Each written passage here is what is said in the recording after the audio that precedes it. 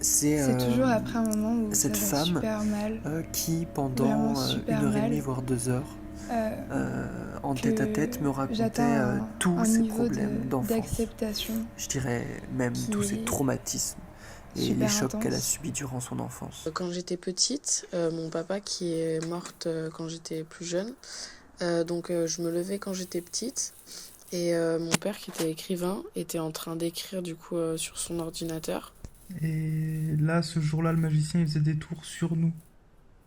Il nous appelait et enfin, il faisait son tour et il disait qui veut participer. Et tout le monde levait la main comme des fous.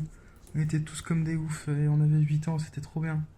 Et en me racontant toutes ces péripéties qui sont vraiment sombres, tordues et Après, on faisait ça sordides, dans la cour.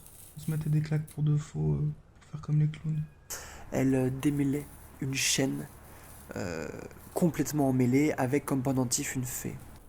Et moi, j'adorais la magie quand j'étais petit. J'étais un petit intello. Et en fait, ce moment, il était magique malgré la difficulté et la complexité de cet instant. Toute la souffrance qui s'en dégageait, il était joli parce que je me demandais éperdument si elle allait réussir à délivrer cette fée.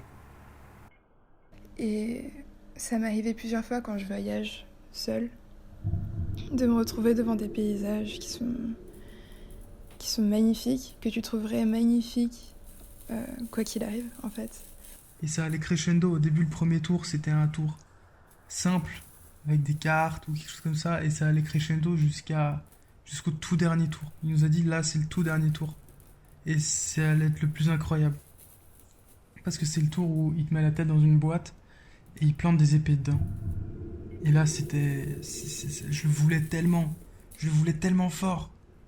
Je me rappelle que j'ai rarement voulu autant quelque chose, quoi. J'étais comme un ouf et tout le monde levait la main. Mais dans ces moments-là, je sais pas, il y a un truc. Il y a un truc en plus Et moi, qui j'espérais, je levais la main à submerge, chaque fois en me disant, qui j'espérais qu'il me prend choisisse, ton quoi. âme en entier. Et ouais, c'est ça que j'aimerais ne jamais oublier. Et je sais pas, j'ai senti qu'il a senti que je le voulais vraiment, sincèrement, genre. Parce que j'ai vu dans son regard pendant une seconde. Et il m'a dit, viens. Et je me souviendrai toujours de l'air qu'il avait sur sa figure. C'était, enfin, ça se voyait qu'il aimait ce qu'il faisait.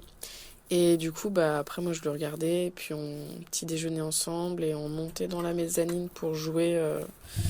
J'avais un train Playmobil super grand et on jouait, Et on quand il jouait m'a ensemble. choisi, c'était un vrai moment de pure magie.